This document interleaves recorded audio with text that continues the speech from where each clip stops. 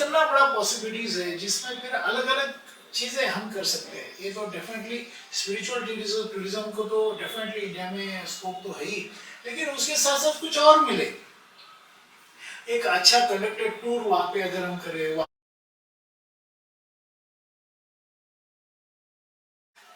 भारत की tourism industry, ये लक्षद्वीप, मोदी जी का जो लक्षद्वीप दौरा हुआ और फिर बाद में जो राम मंदिर बना गया, इसके वजह से भारत की टूरिज्म इंडस्ट्री जो है ना बड़े चर्चा में है। इसका कारण ये है कि अभी आपको पता होगा मोदी जी ने 4 तस्वीरें डाली जो लक्षद्वीप में गए थे, तो उसके बाद 10,000 होटल का बुकिंग कैंसिल हो गया मालदीव का। तो और वो सब जो लोग जा रहे थे वहां से, तो अभी लोग इंडियन आइलैंड की तरफ अभी मुड़ रहे हैं। यही है, लक्षद्वीप में तो है ही बहुत सारे, लेकिन हमारे पूरे इंडिया में 1380 आइलैंड है। समुद्र में जो है ऐसे 1380 आइलैंड है, और बाकी नदियों में जो आइलैंड है तो उनकी तो गिनती भी नहीं है। तो वो अगर हम अच्छी तरह उसको ऑर्गेनाइज करें तो इंडिया में कितना सारा ट्रैवल टूरिज्म है। आपको पता होगा $67 बिलियन इंडियन लोग स्पेंड कर रहे हैं ट्रैवल के ऊपर, टूरिज्म के ऊपर।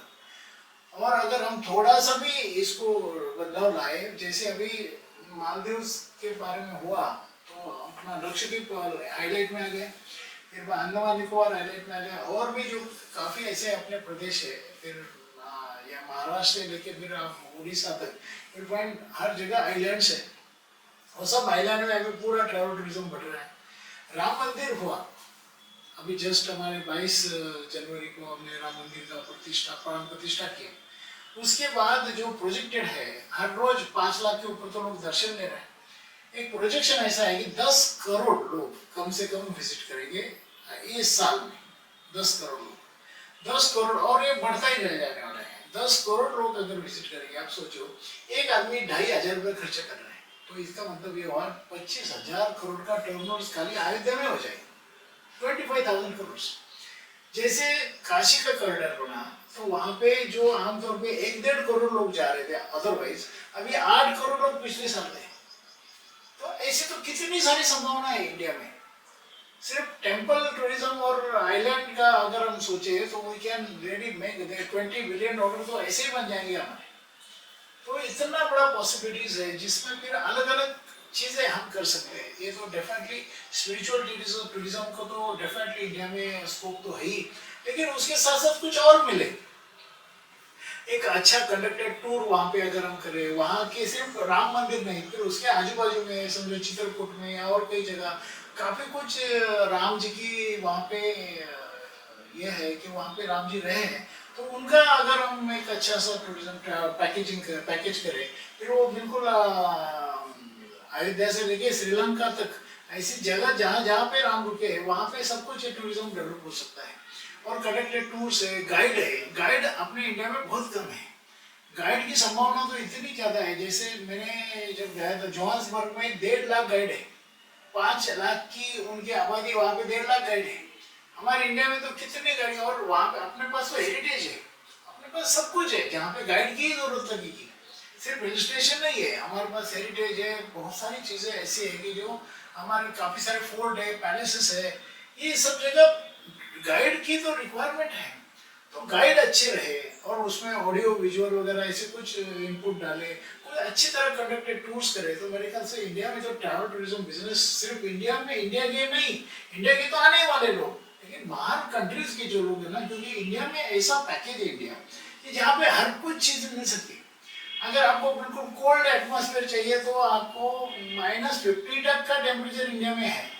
अगर आप जाए सियाचिन में, या फिर हम सिर्फ कश्मीर, हिमाचल, उत्तरांचल, अगर हम ये भी ट्रैवल और कुछ पार्ट नॉर्थ ईस्ट का अगर हम देखेंगे, तो इतनी सारी संभावनाएं वहाँ पे है।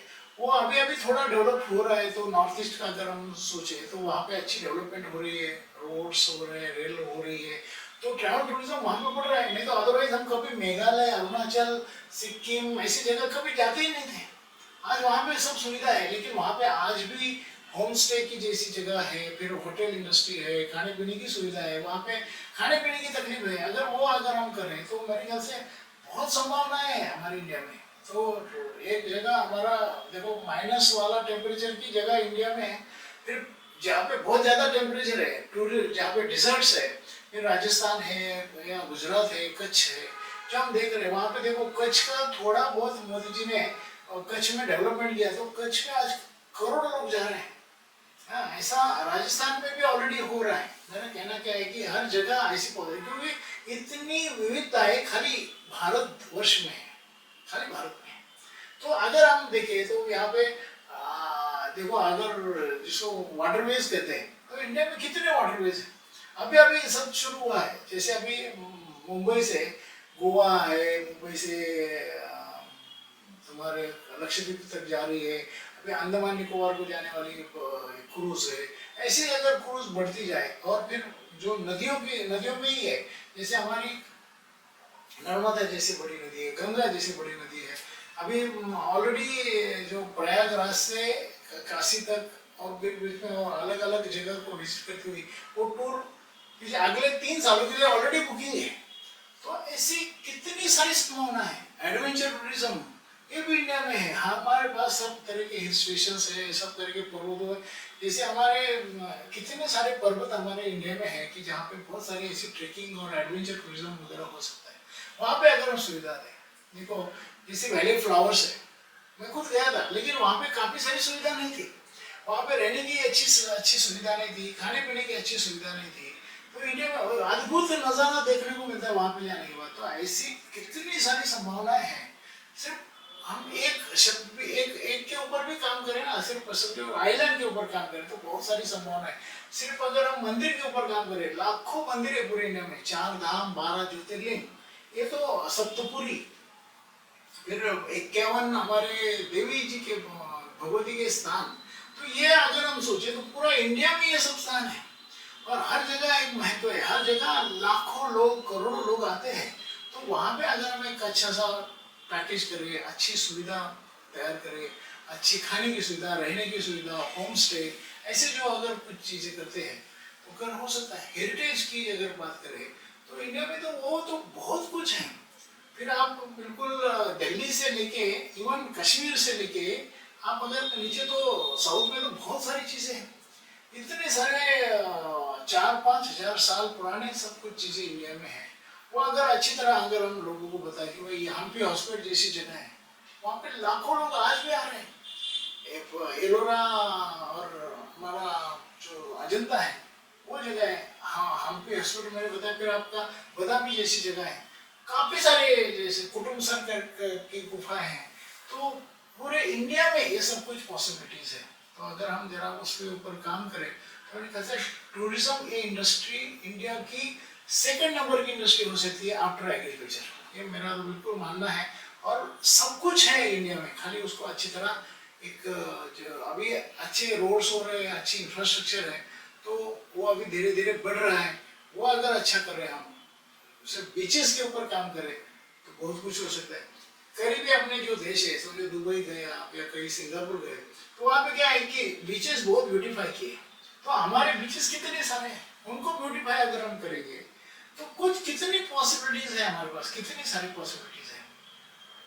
क्योंकि वहाँ पे मरीना जैसा एरिया, अभी एक काम चल रहा है कि हमारे मुंबई का जो माझगांव पोर्ट ट्रस्ट है, वहाँ पे एक मरीना जैसे एरिया, जैसे दुबई में या सिंगापुर में, वैसे यहाँ पे हो रहा है।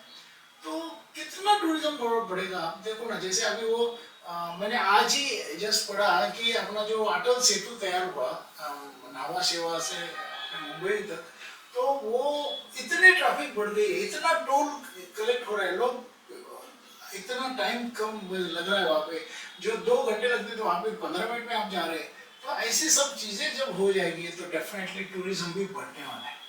लेकिन अभी टूरिज्म के हिसाब से बाकी सब तैयारियां अगर हम करते हैं, अच्छी सुविधा, फंसाना नहीं किसको। लोग आए तो अतिथि देवो भव हमारा कल्चर है, तो वो उनको अगर हम अच्छी तरह लोगों को स्वागत करें, लोगों को एक ट्रेडिशनल वे से स्वागत करें। हमारे इतनी सारी जनजातियां है, तो इतनी जनजातियों में बहुत अलग अलग ट्रेडिशंस है। उस ट्रेडिशन को समझो अभी हम महाराष्ट्र में गए, महाराष्ट्र में समझो तुम पालघर में गए या फिर हमारे त्र्यंबक में आए या फिर यहाँ पे एक कड़वन में आए, तो एक अलग सा घोड़ा डांस है, कहाँ पे क्या होता है, कहाँ पे वारली पेंट्स है, कहाँ पे क्या है, ये तो महाराष्ट्र के हर जगह कुछ ना कुछ है अपने। तो वहाँ पे अगर हम कुछ काम करते हैं तो मेरे ख्याल से बहुत सारी संभावनाएं इंडिया में है। अभी छोटी छोटी देश में मैं तो काफी देश में भी घूम के आ चुका हूँ, लेकिन जो वहाँ पे है ना उससे कई ज्यादा इंडिया में है और बहुत सारी पॉसिबिलिटीज है। तो वो अगर हम करते हैं, अभी जैसे एक आरती का एक कंसेप्ट है, अभी हमारी नदियों की आरती होती है, हमारे गोदावरी की आरती के लिए अभी हमारे मंत्री साहब आए थे, 10 करोड़ रुपए उन्होंने सैंक्शन किए। तो मैंने तो हर जगह आरती देखी है, फिर हरिद्वार में जाओ या फिर नीचे तुम अपने गोदावरी जहाँ पे विजयवाड़ा और उधर आप जाते हो, यू फाइंड इतनी बढ़िया तरीके से आरती होती है और लोग लाखों लोग उस जगह पे जमा होते हैं। तो मेरे कहना क्या है कि ऐसी बहुत सारी चीज़ों के ऊपर हम काम कर सकते हैं। हम एंटरप्रेन्योरशिप के बारे में सोचे, हर जगह छोटे मोटे ऐसे बहुत सारे बिजनेस प्रोफेशनल वे से, फिर बिल्कुल सॉवेनियर, हर जगह का सॉवेनियर हम बना सकते हैं और उसको अच्छी तरह ये कर सकते हैं। तो वो ऐसी चीज़ें अगर हम करते हैं तो मेरे ख्याल से इंडिया में तो टूरिज्म की बहुत सारी संभावना है।